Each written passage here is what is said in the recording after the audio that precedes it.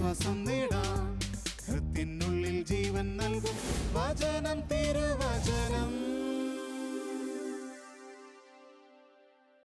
പിതാവിൻ്റെയും പുത്രൻ്റെയും പരിശുദ്ധാത്മാവിൻ്റെയും നാമത്തിൽ ആമേൻ. ഭൗതിക സമ്പത്ത് നമ്മളെയെല്ലാം ഒത്തിരി സന്തോഷിപ്പിക്കുന്നതാണ്. നല്ല ജീവിത സാഹചര്യം, നല്ല ഭക്ഷണം കഴിക്കാനുള്ള കഴിവ്, വാഹന സൗകര്യങ്ങൾ, റോഡ് സൈഡിലെ വീട്, ഒരു വലിയ ട്രീറ്റ്മെൻറ്റ് വേണ്ടി വന്നാൽ അതിനുള്ള സമ്പത്ത്, ഇങ്ങനെ പോകുന്നു. പിന്നെ നല്ല പേര്, പ്രശസ്തി, നല്ല കഴിവുള്ള കുടുംബാംഗങ്ങൾ, ഇങ്ങനെ ധാരാളം ആഗ്രഹങ്ങൾ. ഒന്ന് തീരുമ്പം മറ്റൊന്ന്, ഒരിക്കലും അവസാനിക്കാത്ത ഒരു ആഗ്രഹം. ഈ സാമ്പത്തികമായ ചുറ്റുപാടുകളിൽ തൃപ്തി അടയുന്ന ഒരു ജീവിതം. കൊള്ളാം, എല്ലാമുണ്ട്. എങ്കിലും വീണ്ടും വീണ്ടും ആർത്തിയോടെ ഇനിയും കിട്ടാനുള്ളതിലേക്ക് നോക്കി നോക്കി ജീവിക്കുന്ന ഒരു ജീവിതം. മത്തായിയുടെ സുവിശേഷം 20-ാമത്തെ അധ്യായം 20 മുതലുള്ള തിരുവചനങ്ങളിൽ സെബദേപുത്രന്മാരുടെ മാതാവ് തൻ്റെ പുത്രന്മാരോടുകൂടെ വന്ന് അവൻ്റെ മുമ്പിൽ യാചനാപൂർവം പ്രണമിച്ചു. അവൻ അവളോട് ചോദിച്ചു, നിനക്കെന്താണ് വേണ്ടത്? അവൾ പറഞ്ഞു, നിൻ്റെ രാജ്യത്തിൽ എൻ്റെ ഈ 2 പുത്രന്മാരിൽ ഒരുവൻ നിൻ്റെ വലതുവശത്തും അവരൻ ഇടതുവശത്തും ഇരിക്കുന്നതിന് കൽപ്പിക്കണമേ. അമ്മയ്ക്ക് തൃപ്തിയാവും. ഇസ്രായേലിൻ്റെ രാജാവിൻ്റെ ഇടതുവശത്തും വലതുവശത്തും എൻ്റെ 2 മക്കളാണിരിക്കുന്നത്. അതുകൊണ്ട് രാജാവിൽ നിന്ന് എന്തു വേണമെങ്കിലും ഒന്ന് പറഞ്ഞാൽ മതി, ഞാൻ ശരിയാക്കിത്തരും. ഇനി എനിക്ക് ഇതങ്ങ് കിട്ടിക്കഴിഞ്ഞാൽ പിന്നെയൊന്നും എനിക്ക് ആവശ്യമില്ല. സെബദേപുത്രന്മാരുടെ മാതാവ് പുത്രന്മാരോടുകൂടെ വന്ന് ഇങ്ങനെ കർത്താവിൻ്റെ മുമ്പിൽ യാചനാപൂർവം നിന്നപ്പോൾ അപ്പോൾ തന്നെ കർത്താവിന് തോന്നി എന്തോ കാര്യമായി ചോദിക്കാൻ വന്നതാണ്. അതാണ് ഈശോ ചോദിക്കുന്നത്, നിനക്ക് എന്താണ് വേണ്ടത്? അപ്പോൾ അവളുടെ കാര്യം ഒരു മുഖവരെയും കൂടാതെ പറഞ്ഞു, നിൻ്റെ രാജ്യത്തിൽ എൻ്റെ ഈ 2 പുത്രന്മാരിൽ ഒരുവൻ നിൻ്റെ വലതുവശത്തും അവരൻ ഇടതുവശത്തും ഇരിക്കുന്നതിന് കൽപ്പിക്കണമേ. അങ്ങനെ ഒരു തൃപ്തിയായ ജീവിതം നയിക്കാനാണ് അവൾക്കിഷ്ടം.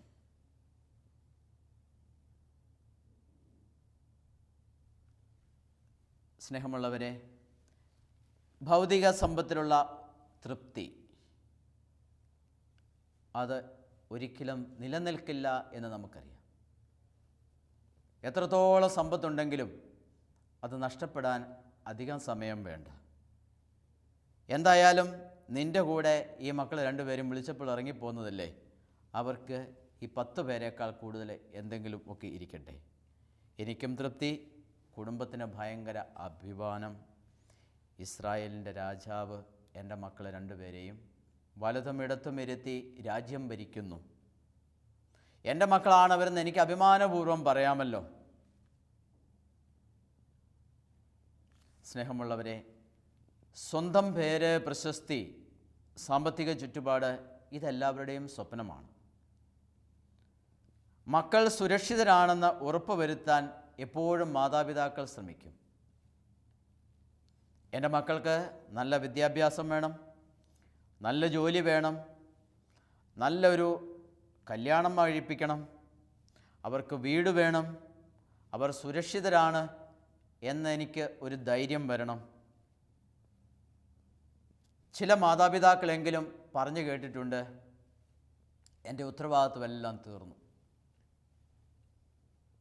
ആൺപിള്ളേരെ എല്ലാം കല്യാണം കഴിപ്പിച്ചു, അവർക്കൊക്കെ ഓരോ വീട് പണിതു കൊടുത്തു, ജോലിയുണ്ട്, നല്ല ശമ്പളമുണ്ട്, അല്ലെങ്കിൽ നല്ല വരുമാനമുണ്ട്.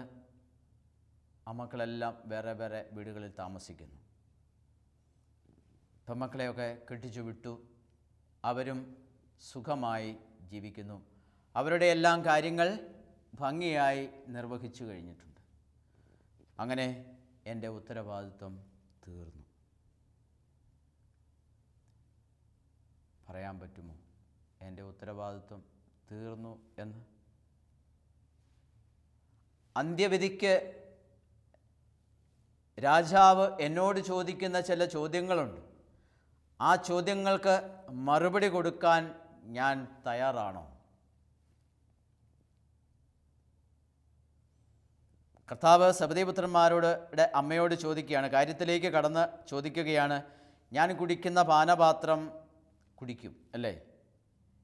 എന്നാൽ അത് എൻ്റെ പിതാവ് ആർക്കു വേണ്ടി സജ്ജമാക്കിയിരിക്കുന്നോ അത് അവർക്കുള്ളതാണ്.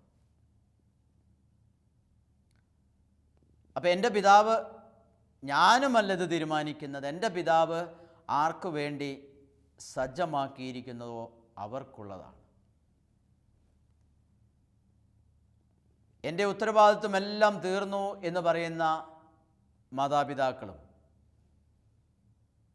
ഓർത്തിരിക്കേണ്ടതാണ്, കർത്താവ് പറഞ്ഞ വഴിയിലൂടെ മക്കളെയൊക്കെ നയിച്ചിട്ടുണ്ടോ?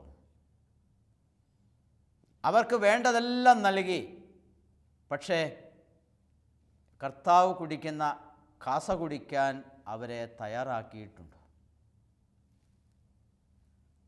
എന്നിട്ട് ഈശോ സബദീപുത്രന്മാരുടെ അമ്മയോട് പറയുന്നുണ്ട്, വിജാതീയരുടെ ഭരണകർത്താക്കൾ അവരുടെ മേൽ യജമാനത്വം പുലർത്തുന്നുവെന്നും അവരുടെ പ്രമാണികൾ അവരുടെ മേൽ അധികാരം പ്രയോഗിക്കുന്നുവെന്നും നിങ്ങൾക്ക് അറിയാമല്ലോ.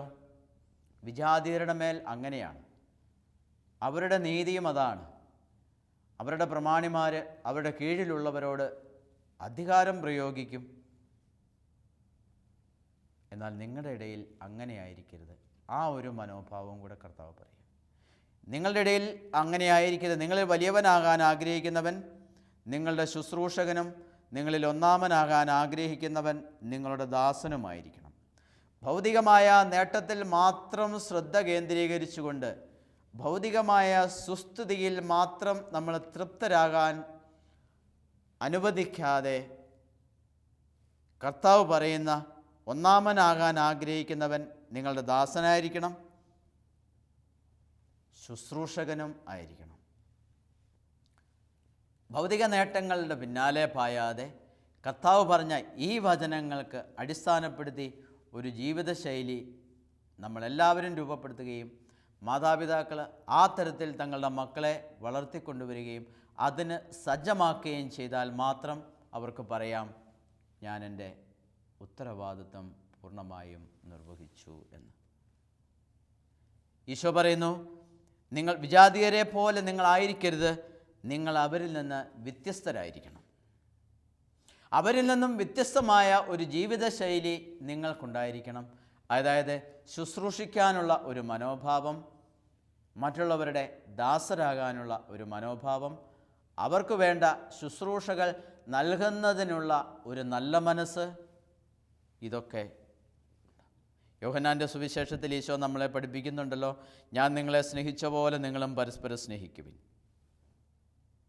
നിങ്ങൾക്ക് പരസ്പര സ്നേഹമുണ്ടെങ്കിൽ നിങ്ങൾ എൻ്റെ ശിഷ്യന്മാരാണെന്ന് അതുമൂലം എല്ലാവരും അറിയും. ഈ സ്നേഹത്തിന് അർഹരാകുന്ന വിധത്തിലൊക്കെ ജീവിക്കുവാൻ നമ്മൾ നമ്മുടെ ചുറ്റുമുള്ളവരെയും നമ്മൾ പ്രോത്സാഹിപ്പിക്കും. അതിനായി നമ്മൾ വളർത്തണം. അതിനായി വളർത്തി കഴിയുമ്പോഴാണ് മാതാപിതാക്കൾക്ക് പറയാൻ കഴിയുക, എൻ്റെ ഉത്തരവാദിത്വം ഞാൻ നിർവഹിച്ചു എന്ന്. ഭൗതിക സുസ്ഥിതി നമ്മളെ ആകർഷിക്കുന്നു. അപ്പോൾ എന്താണ് സംഭവിക്കുക? ദൈവം അകറ്റപ്പെടുകയാണ്. വിശ്വാസം അവിടെ നിർവീര്യമാവുകയാണ്. വിശ്വാസ കാര്യങ്ങൾക്ക് വേണ്ടി സമയം ചെലവഴിക്കാൻ അവിടെ എനിക്ക് ഇല്ല. കാരണം ഞാൻ ഭൗതിക നേട്ടങ്ങളുടെ പിന്നാലെ പോകും. ഭൗതികമായ സുസ്ഥിതിക്ക് വേണ്ടി ദൈവത്തെ മറക്കുന്നു. ഞാൻ ഓർക്കുന്നു, ഇടവകയിലൊക്കെ ഇരിക്കുമ്പോൾ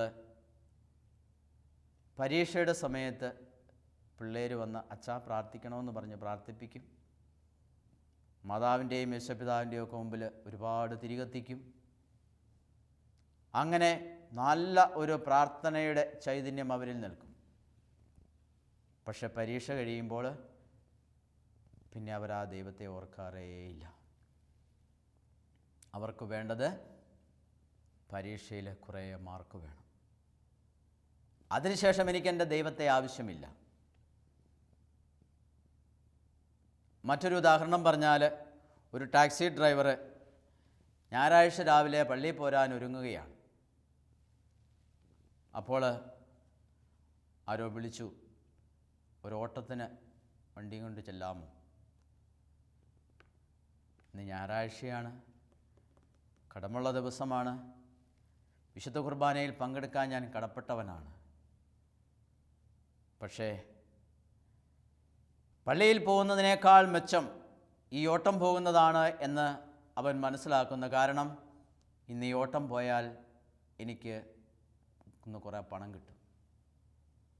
പള്ളിയിൽ പോയാലോ ഇന്ന് എനിക്ക് അങ്ങനെയൊന്നും കിട്ടില്ല. അതുകൊണ്ട് അവൻ വിശുദ്ധ കുർബാന ഉപേക്ഷിച്ച് ഞായറാഴ്ച ദിവസം അവൻ വണ്ടിയുമായി ഓട്ടത്തിന് പോകുന്നു.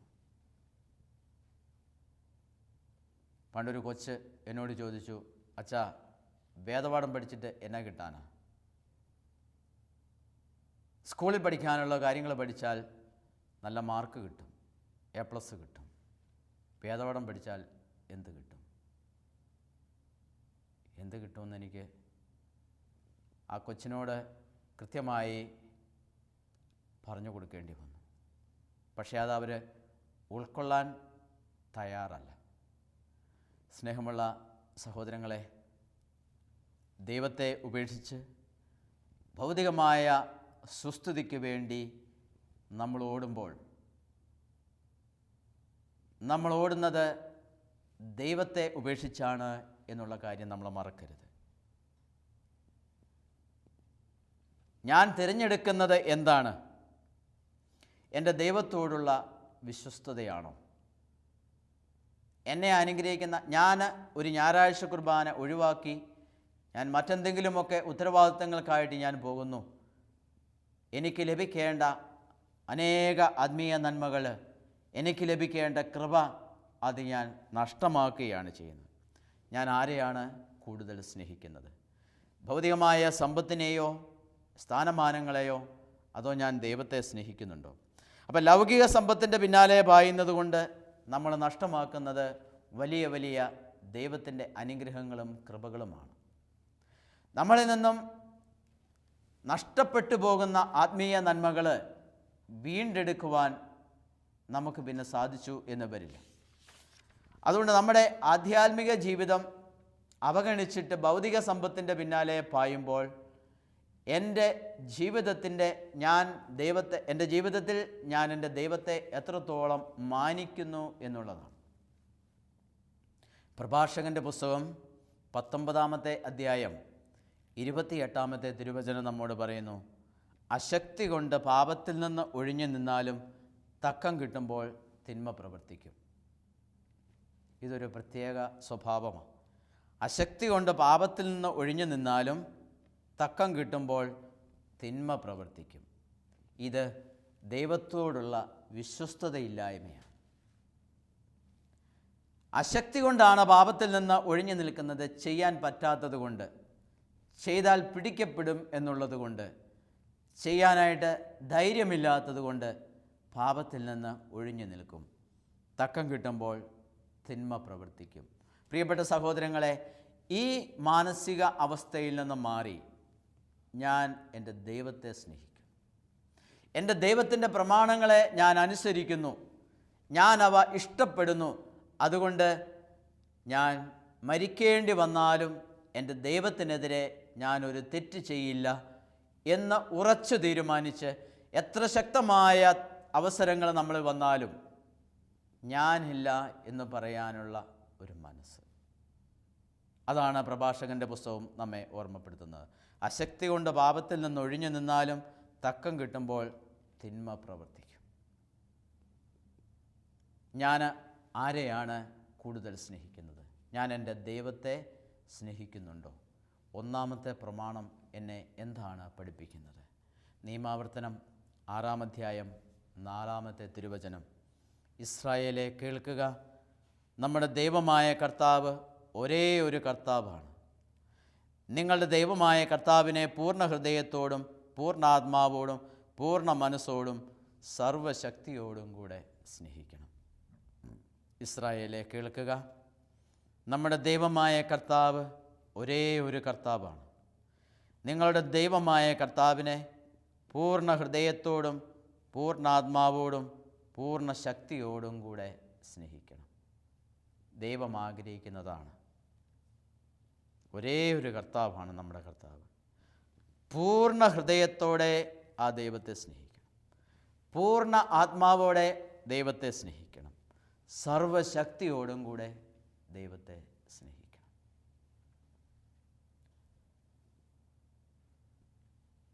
നമ്മുടെ ഹൃദയത്തിൻ്റെ പാതി മറ്റാർക്കെങ്കിലും കൊടുത്താൽ നമ്മുടെ ഹൃദയത്തിൽ ദൈവമില്ല. ഈ അടുത്ത നാളിൽ ഒരു ടീച്ചർ പറഞ്ഞ കാര്യം ഞാൻ ഓർമ്മിക്കുകയാണ്. 9ാം ക്ലാസ്സിൽ പഠിക്കുന്ന ഒരു പയ്യൻ, അവൻ എപ്പോൾ ഇൻ്റർവെല്ല് കിട്ടിയാലും 7ാം ക്ലാസ്സിൻ്റെ വാതിൽക്കൽ പോയി നിൽക്കും. ടീച്ചേഴ്സ് അവനെ പിടിച്ചു. നീ എന്താടാ, നീ 9ാം ക്ലാസ്സിലല്ലേ പഠിക്കുന്നത്, നീ എപ്പോഴും 7ാം ക്ലാസ്സിൻ്റെ വാതിൽക്കൽ എന്തിനാണ്? ടീച്ചർ ചോദിച്ചു, നിൻ്റെ ലൈൻ അവിടെയാണ്. അറിയാതെ അവൻ സമ്മതിച്ചു, അതെ എന്ന് പറഞ്ഞു. അവനെപ്പോഴും 7ാം ക്ലാസ്സിൻ്റെ വാതിൽക്കൽ നിൽക്കാനാണ് അവനിഷ്ടം. കാരണം അവൻ്റെ ഹൃദയത്തിൽ മുഴുവനും അവൻ്റെ കാമുകിയാണ് നിറഞ്ഞു നിൽക്കുന്നത്.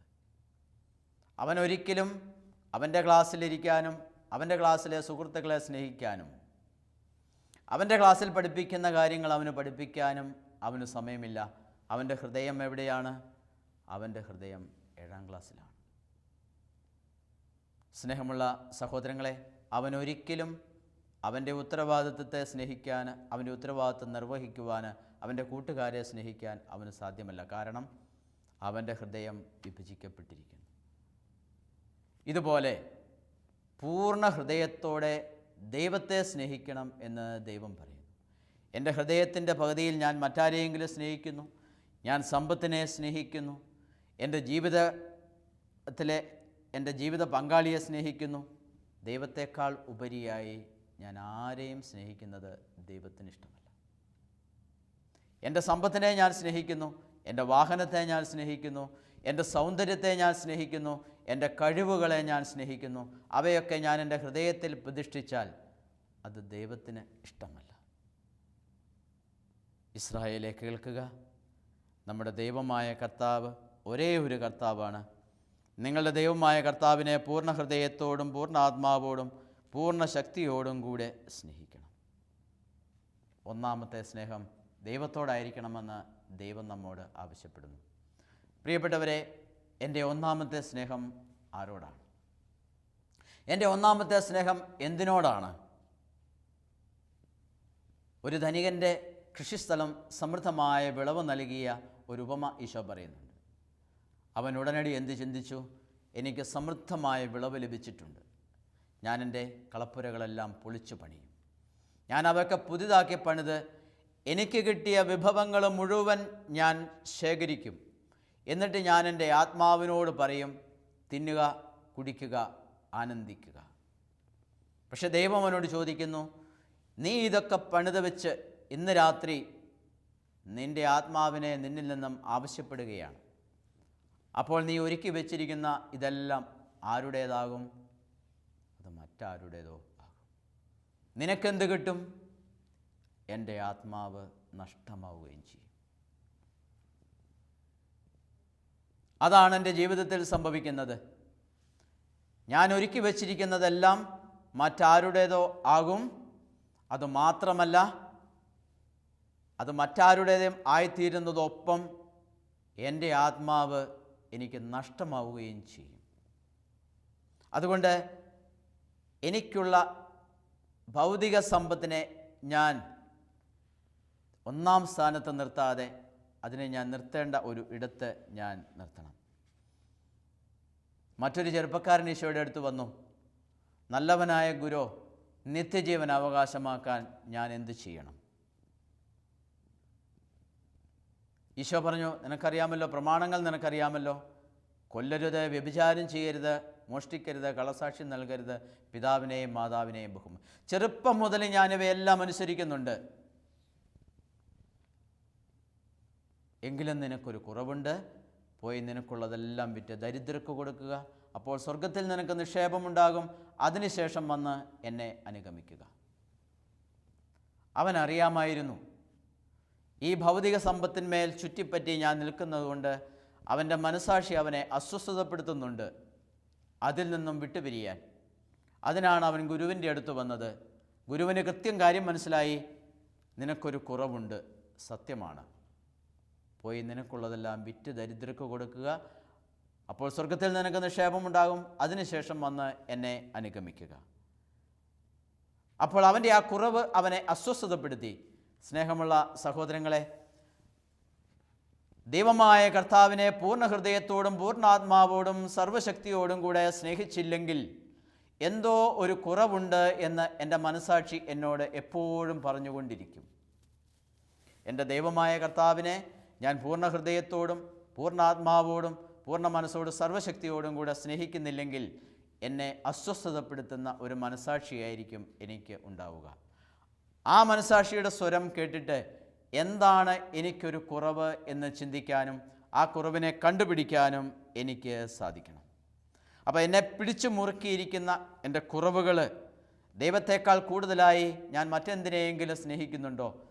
സബദി പുത്രന്മാരുടെ മാതാവ് മക്കൾക്ക് വേണ്ടി വന്ന് യാചിക്കുന്നത് പോലെ എൻ്റെ ഈ 2 പുത്രന്മാരിൽ ഒരുവന് വലതുവശത്തും ഇടതുവശത്തും ഇരുത്തി ഇവരെ 2 പേരെയും അങ്ങ് വലിയവരാക്കണം.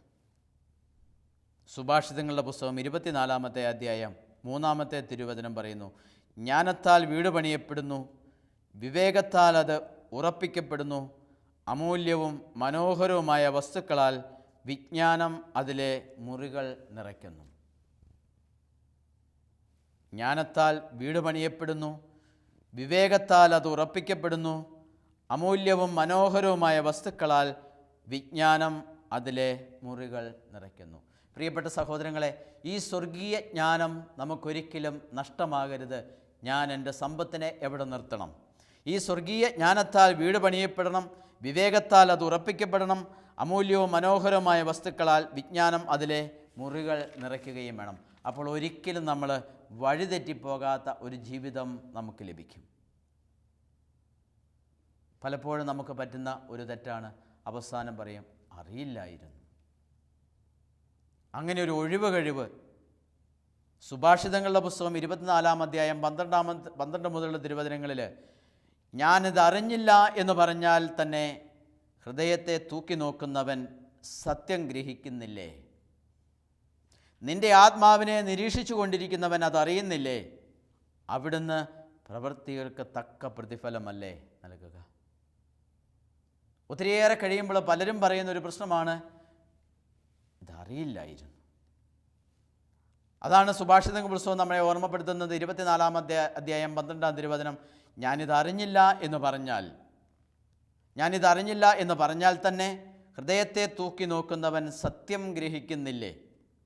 നിന്റെ ആത്മാവിനെ നിരീക്ഷിച്ചു കൊണ്ടിരിക്കുന്നവൻ അതറിയുന്നില്ലേ? അവിടുന്ന് പ്രവൃത്തികൾക്ക് തക്ക പ്രതിഫലമല്ലേ നൽകുക? എപ്പോഴും എൻ്റെ ഹൃദയത്തിലേക്ക് നോക്കുന്ന ദൈവം.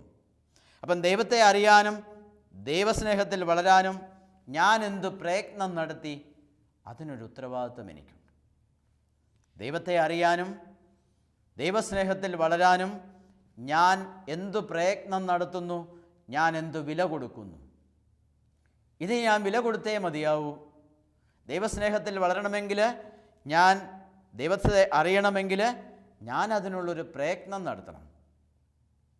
എൻ്റെ ഭാഗത്തു നിന്ന് എന്തു പ്രയത്നമാണ് ഞാൻ നിത്യവും നടത്തുന്നത്? സഭാപ്രസംഗൻ്റെ പുസ്തകം 22-ാമത്തെ അധ്യായം 22-ാമത്തെ തിരുവചനം നമ്മെ ഓർമ്മപ്പെടുത്തുന്നു, സൂര്യന് കീഴിലുള്ള കഠിനാധ്വാനവും മനക്ലേശവും കൊണ്ട് മനുഷ്യൻ എന്തു നേട്ടം? അവൻ്റെ ദിനങ്ങളെല്ലാം വേദന നിറഞ്ഞതാണ്. അധ്വാനമാകട്ടെ ദുഃഖസങ്കുലിതവും, രാത്രിയിൽ പോലും അവൻ്റെ മനസ്സിന് സ്വസ്ഥതയില്ല. സഭാപ്രസംഗം 2-ാമത്തെ അധ്യായം 18-ാമത്തെ തിരുവചനവും നമ്മെ ഓർമ്മപ്പെടുത്തുന്നു, സൂര്യന് കീഴെ ചെയ്ത അധ്വാനങ്ങളെല്ലാം ഞാൻ വെറുത്തു, കാരണം അവയുടെ ഫലം എൻ്റെ പിൻഗാമിക്ക് വിട്ട് ഞാൻ പോകേണ്ടിയിരിക്കുന്നു. അവൻ ജ്ഞാനിയായിരിക്കുമോ ഭോഷനായിരിക്കുമോ എന്ന് ആർക്കറിയാം? അപ്പോൾ സ്വർഗം തുറന്ന ദൈവത്തിൻ്റെ അടുത്തേക്ക് ഞാൻ പോകുമ്പോൾ എനിക്ക് സമാധാനവും സന്തോഷവും കർത്താവിൻ്റെ അടുത്തേക്ക് ഞാൻ പോകുന്നുവെന്ന് സന്തോഷത്തോടെ പറയാൻ എനിക്ക് സാധിക്കും. എൻ്റെ ഈശോയെ സ്നേഹിക്കാൻ, എൻ്റെ ഈശോയെ എൻ്റെ ജീവിതത്തിൻ്റെ ഒന്നാം സ്ഥാനത്ത് നിർത്താൻ ഞാൻ എന്ത് ചെയ്തു? അത് ആ ചോദ്യത്തിന് ഞാൻ മറുപടി കൊടുക്കണം. ഒരു നിമിഷം നമുക്ക് പ്രാർത്ഥിക്കാം. സ്നേഹമുള്ള തമ്പുരാനെ, ഈ ലോകത്തിലെ സമ്പത്ത് എന്നെ ഒരിക്കലും തൃപ്തിപ്പെടുത്തില്ല എന്ന് എനിക്കറിയാം. പക്ഷേ ഈ ലോക സമ്പത്തുകളോട് അമിതമായ ഒരു താല്പര്യവും അതിൻ്റെ പിന്നാലെ പായാനുള്ള ഒരു വലിയ ആഗ്രഹവും എൻ്റെ മനസ്സിലിപ്പോഴും നിൽക്കുന്നു. കർത്താവേ, നിത്യസത്യങ്ങൾ എന്നെ പഠിപ്പിച്ച് പൂർണ്ണ ഹൃദയത്തോടും പൂർണ്ണാത്മാവോടും സർവശക്തിയോടും കൂടെ അങ്ങയെ സ്നേഹിക്കാൻ എന്നെ പഠിപ്പിക്കണമേ. പരിശുദ്ധ അമ്മേ മാതാവേ, ഈ ലോകത്തിൻ്റെ എല്ലാ വ്യർത്ഥതകളിൽ നിന്നും അമ്മ എന്നെ രക്ഷിക്കണമേ. നിത്യം പിതാവും പുത്രനും പരിശുദ്ധാത്മാവുമായ സർവേശ്വര എന്നേക്കും ആമേൻ.